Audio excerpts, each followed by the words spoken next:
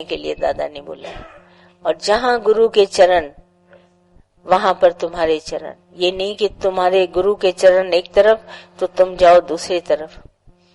तुम्हारी चाल में चलन होना चाहिए। हमारी के चाल में कौन सा चलन है? हम निष्काम सेवा में आते हैं। हमको चाहिए किसी से भी कुछ नहीं। भगवान ने इतना अंदर में, दादा ने बोला, जब तुम पूरी प्रारब्ध पर पूरा पक्का विश्वास करेगा कि तुम्हारे पास सब कुछ भगवान का लिखा हुआ है, तब दूसरी तरफ तुम्हारी आंख कभी नहीं जाएगी।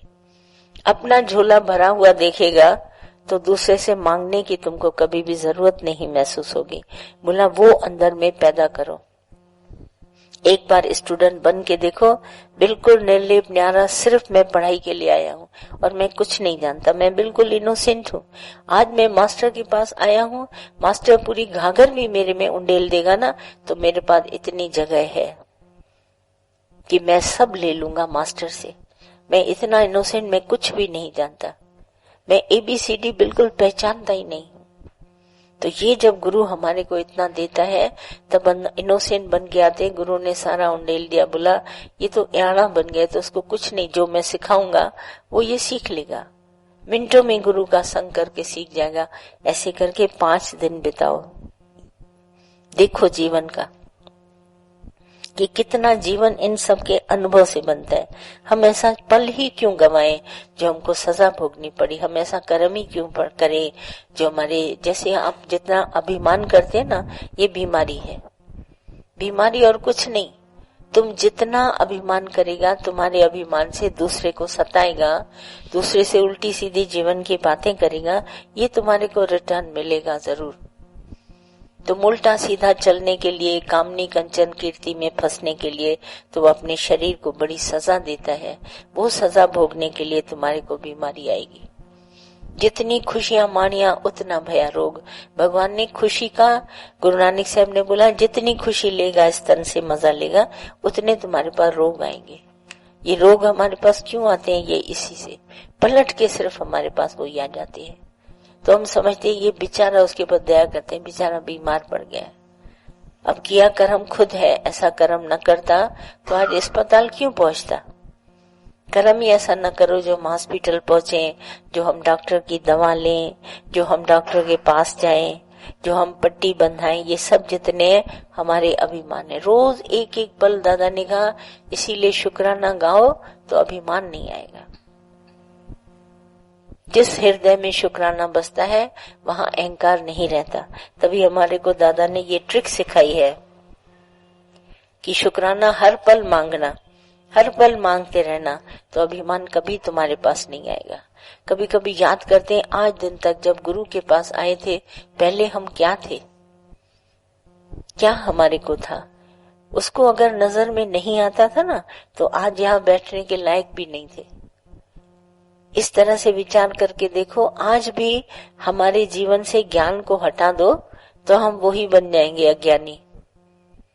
माइनस सिर्फ ज्ञान कर दो, आज ज्ञान को प्लस करके बैठे अपने साथ। योग युक्त होने के लिए आए हैं, योग लगा के बैठे हैं, गुरु के साथ बैठे हैं, सत्संग में बैठे हैं, तो मौज है। आज ये सब माइनस कर दो। भले धन का ढेर तुम्हारे पास हो, परवाह नहीं, कितना भी हो, पर आदतें वैसी ही रहेंगी। तो हम अज्ञानी बन गए। शरीर अभिमान तो रहेगा ही रहेगा। इससे छूटने के लिए हमारे को गुरु ने कितना बड़ा ज्ञान दिया है। गुरु की छत्र छाया के नीचे बैठे हैं और इन सब बातों से छूटे हुए, तभी ये हमारे को अंदर में आता है। ये कितना महान है। एक एक पल शुक्राना, शुक्र शुक्र करके। लायक नहीं थे, तुम भगवान ने लायक बनाया, इस जगह बैठने के लायक बनाया कि सबके साथ बैठे हैं। नहीं तो पूछता नहीं कोई। ये जिंदगी के 5 अनुभव लो जिंदगी में कि हम कहाँ होते, नहीं तो आज हमारी प्लेस कहाँ होते। तुम सोचते बिस्तर पर पड़े रहते, सारा दिन दूसरों का राग द्वेष अंदर होता और अंतःकरण बैठ के जलता, और जल जल के हमारा जीवन ही बेकार हो जाता। और कितनी अमोलक मानिशा दई प्रभु ने दी प्रभु पाने के लिए, और हम क्या करते थे। अब जाके कदर होती है एक एक मिनट की। अरे क्रोध में जीवन क्यों गंवाएं, मोह में क्यों गंवाएं, इच्छा क्यों करें, एक एक मिनट का मजा लेना। वाह भगवान क्यों न बोले, भगवान तुमने क्या नहीं दिया है, क्या मौज तुमने दी है हमको, क्यों न एक एक मिनट हम शुक्राना गाएं, कभी न भुलाएं, ऐसा गुरु कभी न भुलाएं। सोते जागते हर समय क्यों हमारे को कोई दूसरा सिमरन कराए, हम खुद सिमरन करें। से सिमरे जिस आप सिमराए, जहाँ प्यार है वहीं सिमरन है। और याद जहाँ पर सिमरन बना रहता है वहाँ किसी चीज की आवश्यकता नहीं होती। दादा बड़े मजे से कहते थे तने जाने जे भलो जने अल्लाह वने विसरी। तो हम लोग समझते नहीं थे दादा ऐसा क्यों बोलते हैं। बोला जब तुम अपनी भलाई तब समझना जब तुमसे भगवान भूल जाए। तो मैं पूछती थी दादा भूल कैसे जाए, भगवान तो याद होना चाहिए। बोला वो तुम्हारे रोम रोम में जब समा जाएगा तो तुम्हें बाहर से दिखेगा जैसे सब भूला हुआ है। जो चीज समाई होती है ना वो भूली ही समझो। जिसको हम बाहर से याद करते हैं माना उसकी खोट है मेरे पास नहीं है, तभी हम बाहर से लेते हैं। पर जो समा गया अंदर तो समझना इतने दम तक दादा कहता था याद करो भगवान को कि पूरा समा जाए। फिर राम राम जैसे उसके रोम से निकला ना, हनुमान के रोम रोम से इतनी उत्तम भक्ति उसके अंदर थी, रोम रोम से निकला, ऐसे रोम रोम से निकले प्रभु नाम तुम्हारा। तो जब उसका नाम निकलेगा माना भूल गए, हम अपने आप को भूल गए। इतना हमारे को ज्ञान में दुरुस्त बनाया, एकदम दुरुस्त बना लाया, तब हम तंदुरुस्त बने। इतना परमात्मा का ध्यान करो, कोई नहीं आएगी बात तुम्हारे सामने, दुख न आवे नेड़े, सिमर सिमर सिमर सुख पावे। सुख मिलेगा सिमरन से, दुख न आवे नेड़े। कभी तुम्हारे दुख करीब आएगा नहीं, जब भूलेगा तो दुख खड़ा है। इसीलिए उन्नति की राह में चलने के लिए गुरु को साथ लेकर, शुक्राना साथ लेकर, ज्ञान को साथ में लेकर, सुजागी साथ में लेकर जीवन बिताओ। देखो कितना मजा आता है। एक एक पल सावधान, खबरदार जी मैंने किसी के लिए सोचा, किसी को उल्टा सोच भी न दो, न किसी के लिए सोचो न तुम सोचो। इतनी मौज तुम्हारे अंदर आनी चाहिए। हर पल भगवान ने सब कुछ बनाया है।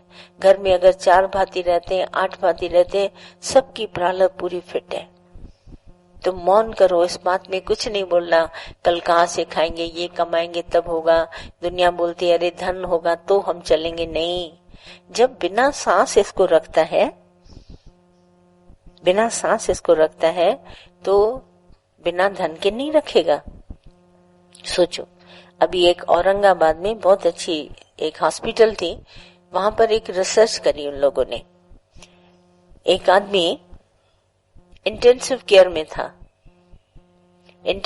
में था, तो वहां पर 90 मिनट, समझते हो 90 मिनट उसकी सांस नहीं चली, मगर वो लोग दवाइयां देते रहे और किसी तरह मशीन में उसको रखा और 90 मिनट के बाद उसको सांस आई और चलने लगा।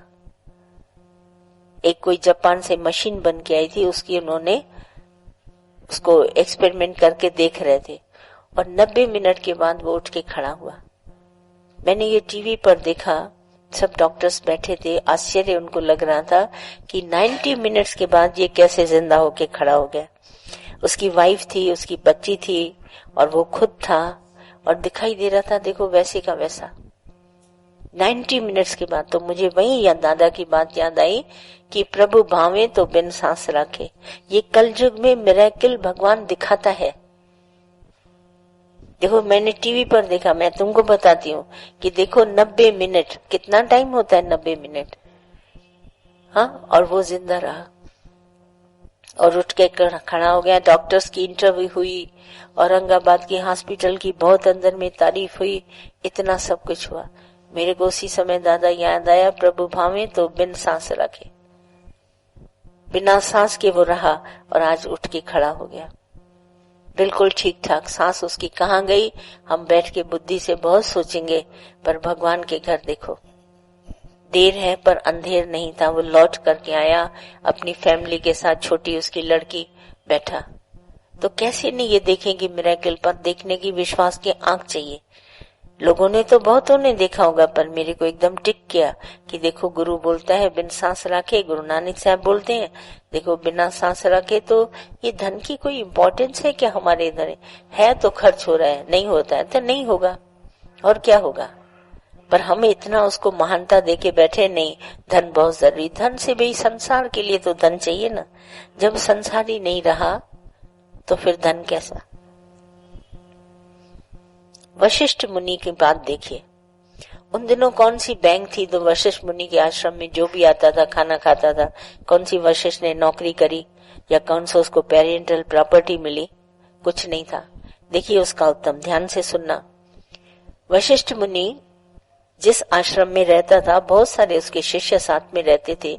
रोज यज्ञ हवन तप होता था जैसा उन दोनों का समय था, और ज्ञान चलता था, सत्संग होता था, सभी जने भोजन खाते थे।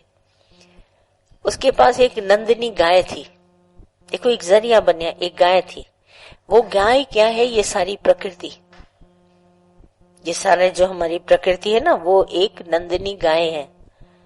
उस गाय के पास जब इसकी पत्नी जाती थी, बोलती थी हमको ये चीज की आवश्यकता है, तो वो हाजिर हो जाती थी। तो लोग बड़े अंदर में सोचते थे इसकी नंदिनी गाय चुरा ली जाए, अगर इसको हम चुरा लेंगे तो हम लोग माला माल हो जाएंगे। मगर वो नंदिनी गाय क्या थी, वशिष्ठ मुनि की एक प्रकृति। क्योंकि भगवान श्री कृष्ण ने कहा कि मैंने संकल्प से सृष्टि बनाई है, और संकल्प से सृष्टि जो तुम चाहेगा संकल्प से तुमको मिलेगा। तो वशिष्ठ मुनि जो उन दिनों 7 ऋषियों में सबसे उत्तम ऋषि थे, तो उसको अंदर में ये वशिष्ठ गाय थी, उसको संकल्प सिद्धि थी।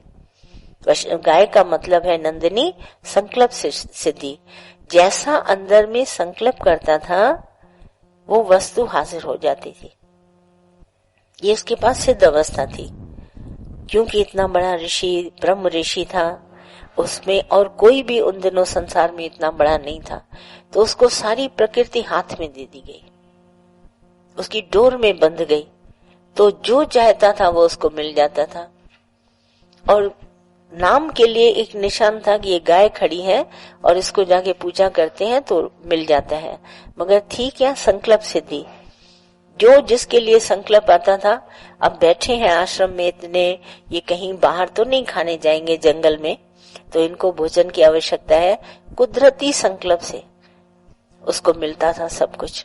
एक बार विश्वामित्र उधर से आए, बहुत सारी सेना लेकर साथ में। अगर इनका ऋषि का आश्रम पड़ा बीच में, तो बोला हम लोग यहीं बैठ के भोजन की व्यवस्था करते हैं। तो वशिष्ठ मुनि ने देखा कि इतने सब आए हैं, तो उसकी औरत जो थी वो गई नंदिनी गाय के पास, और बहुत सारा भोजन उसने उसे मांगा और सबका पेट भर गया। तो विश्वामित्र ये बात देख करके बहुत अंदर में चकित रह गया कि जंगल का समय और ये जंगल में आधी रात को भोजन की इतनी अच्छी व्यवस्था, हैरान हो